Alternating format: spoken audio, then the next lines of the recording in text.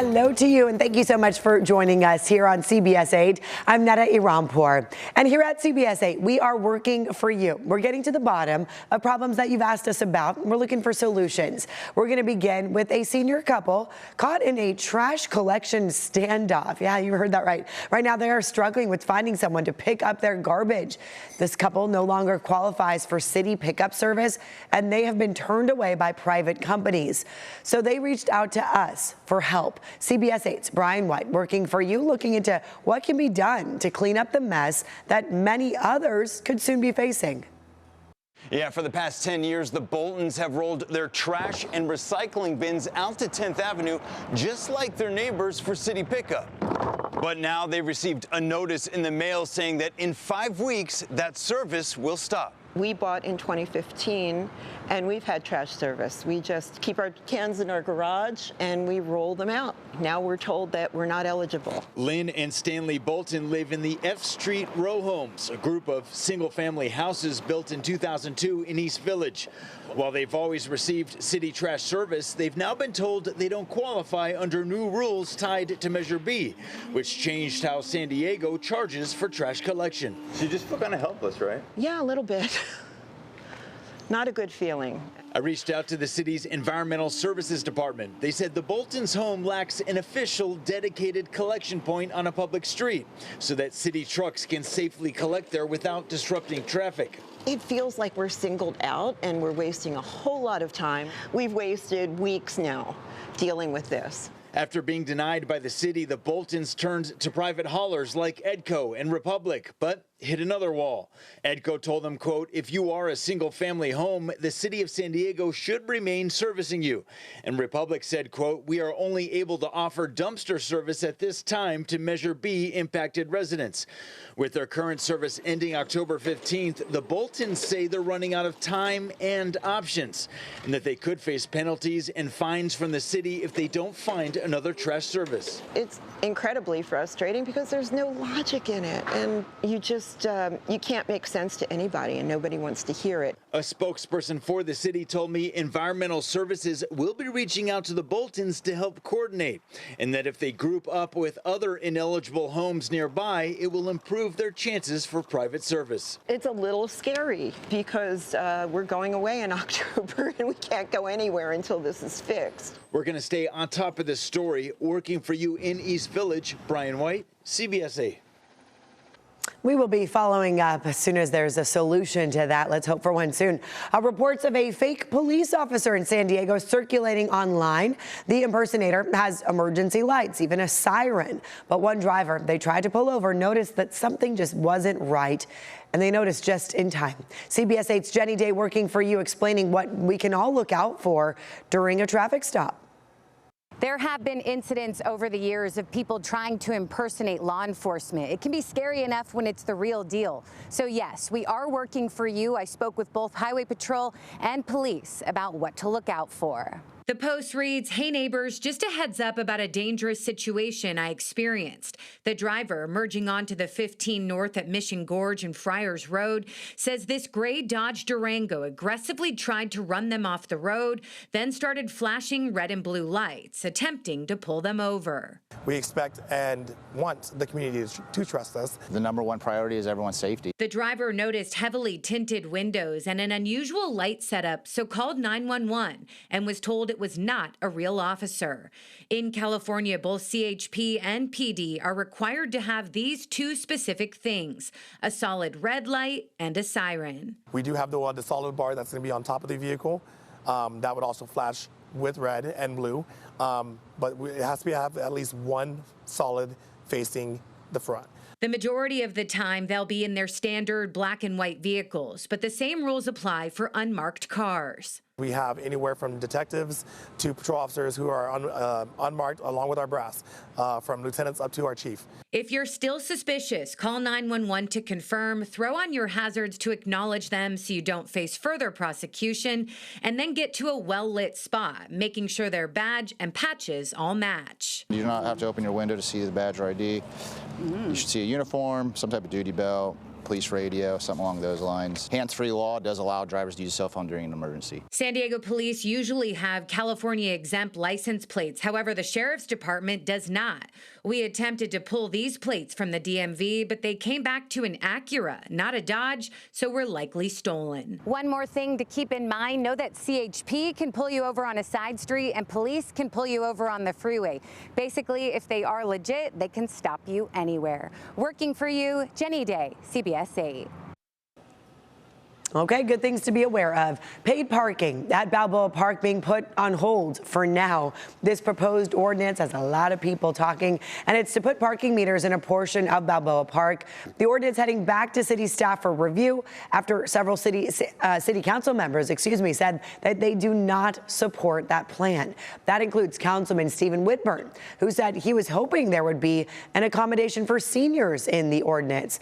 The proposal will now be brought back up at next week's city council meeting to give city staff some time to work on any changes. San Diego City Council is moving forward with a coastal resilience master plan. This is focused on flooding and any erosion risks. It'll focus on La Jolla Shores, Tourmaline, Mission Beach, Dog Beach, Ocean Beach, and some controversial changes over at Sunset Cliffs. The plan would remove parking on the cliff's edge and reconfigure Sunset Cliffs Boulevard from a 2-lane north and south road down to a single southbound lane. In support of it, as long as we can keep the cliffs for as long as possible. I don't mind changing the traffic flow.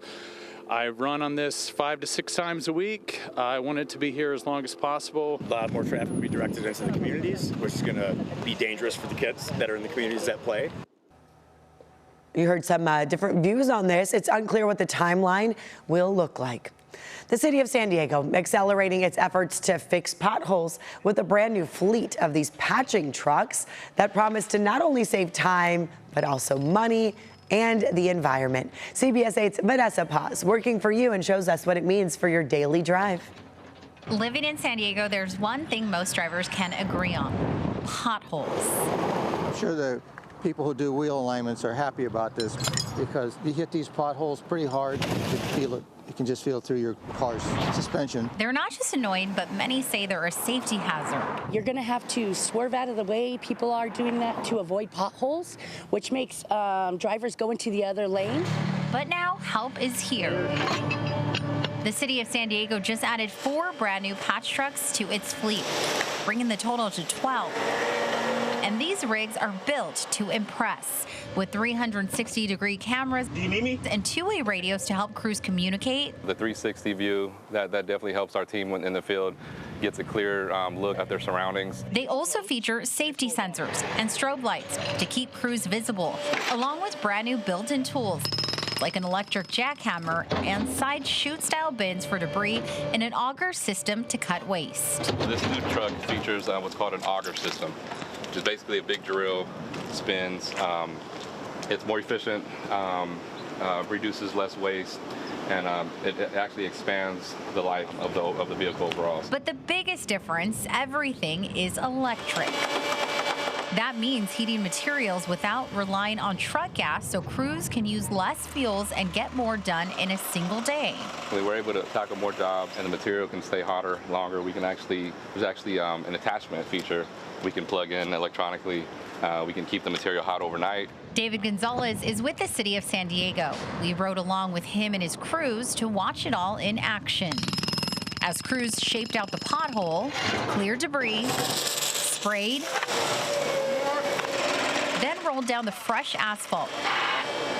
Each truck can haul up to 5 tons of asphalt a day, enough to fill anywhere from 40 to 70 potholes. With more backups now available, trucks can stay on the street even when others are being serviced. The new fleet also comes as the city faces a smaller backlog, down to about 100 potholes today versus 300 just a couple of years ago. Their goal, heading into the rainy season with as few open repairs as possible. And now you know how it works. The city rolled out the new trucks last month. If you do spot a pothole, yes, you can report it through their Get It Done app, the city website, or even by calling it in. Take a photo of it, send it straight to crews, and they'll get on it. We posted those links on our website, cbs8.com. A lot more to come here. Still ahead, runway near misses at San Diego airports. The 2 local airfields being called out, and the new technology designed to keep planes and the people on them safe. And later, a look at the latest progress in local efforts to protect people from toxic air caused by the Tijuana River sewage crisis.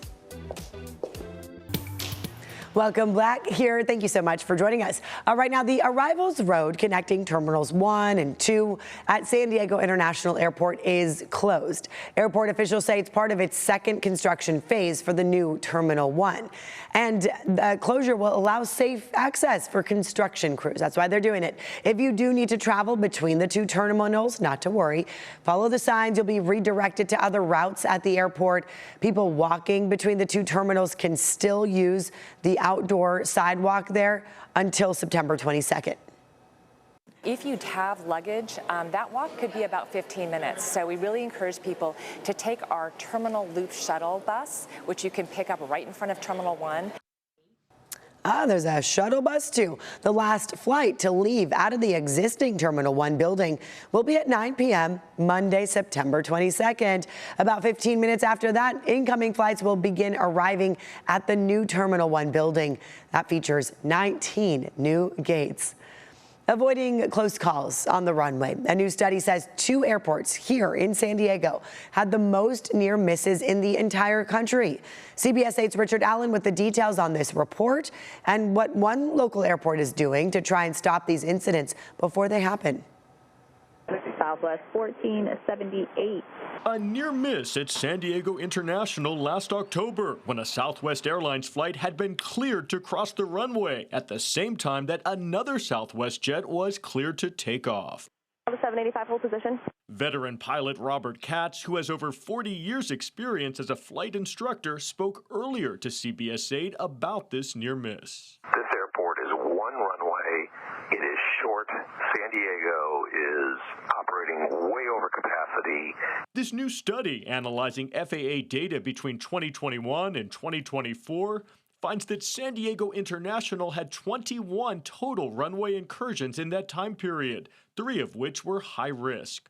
The report also finds that Montgomery Gibbs Executive Airport in Kearny Mesa, which is California's busiest general aviation airport, had 67 total runway incursions, including 3 of which were high risk. But a spokesperson for the city of San Diego, which oversees Montgomery Gibbs, points to proactive measures that Montgomery Gibbs is now taking to reduce its number of runway incursions. With funding from the FAA, it's now become the first general aviation airport in the country to launch a new high-tech safety system known as the Surface Awareness Initiative Program, allowing air traffic controllers the ability to precisely track aircraft using GPS and sensors in all weather conditions, displaying their runway and taxi locations on a screen in the air traffic control tower. And as for other local airports, this study finds that Gillespie Field in El Cajon had 19 runway incursions from 2021 to 2024, but no high-risk ones. Brown Field in Otay Mesa had 6 total incursions, including 1 high-risk one. And Ramona Airport had 6 total, but no high-risk incursions. And we also reached out to San Diego International Airport for comment on this report, but have not yet heard back. That's Richard Allen reporting there. A deteriorating mall, sparking concerns and complaints about an Eastlake shopping center. Coming up here, we're going to show you what happened when we started pushing for some answers.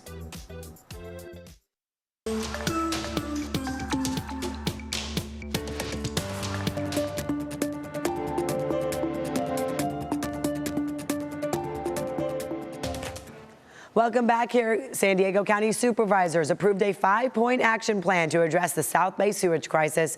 This calls for eliminating toxic hotspots in stormwater and drainage systems, upgrading air filters and ventilation systems in schools, conducting health and economic impact studies, and appointing a sewage crisis chief. The plan will use $18 million from the county budget. very dirty, unkept, unsanitary, a lot of danger hazards here.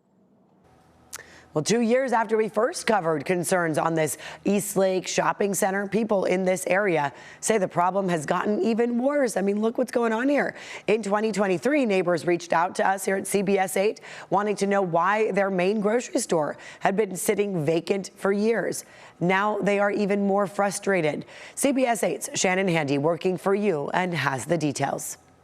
Back in 2023, I was here at the shops at San Miguel Ranch because people were upset the main anchor store had sat vacant for years. That hasn't changed. It's still empty. Now people around here say the entire complex is in disrepair. This is what the old Albertson store on Proctor Valley Road looked like in October of 2023. Here's what it looks like today. It's been empty since 2014. When I first reported on this story, it was because neighbors were hoping for a tenant to move in. I would like to see the supermarket. Now their focus has changed. They want the entire complex to be repaired and cleaned up. It's deplorable. Stacy Jimenez lives nearby. She's here daily and says the list of problems is so long she wrote them down. Hanging flower baskets, they're moldy. The wall actually fell down the other day. When I say overflowing trash on the ground, we've seen rats because of it. She's not the only one complaining. It's just really disgusting. It's really been a disappointment. I talked to a number of people, both on and off camera. The condition of this complex is so concerning. Neighbors have a shared album documenting everything they say is wrong. I've never seen anything got fixed since I've been here. All I've seen is things go down and down and down. In 2023, the owner of Pac West Management, a company out of Los Angeles that acquired the property a year prior, told me he was doing everything he could to lure a new tenant to the old Albertsons building, including adding fresh coats of paint and lighting. I reached out again today, but did not hear back. Tenants here say they pay thousands each month to maintain the complex, which only adds to their frustration, especially because they've made their concerns known. Many times and just goes on deaf ears. 1,001 excuses and no solution from it. Do your job is what I'm getting at. Do your job. We pay you a lot of money to be here. Some tenants have reportedly threatened to stop paying rent. They're so frustrated, they've even asked the mayor's office as well as code enforcement to step in. In a statement, Chula Vista Mayor John McCann told me these shops at San Miguel Ranch are under new management. As a vital community hub, the center holds tremendous potential, and we're hopeful it can be revitalized in a way that brings positive growth and renewed vibrancy to the area. Meantime, people I spoke with say they love coming here and see its potential. They just hope at some point the owner does too. And it's a darn shame because we're in a really great hidden treasure. Working for you, Shannon Handy, CBS 8. And stay with us because still ahead, check this out, a rare sight off of our coast. CBS 8's Shannon Handy will share the incredible moments captured on camera by a local whale watching company.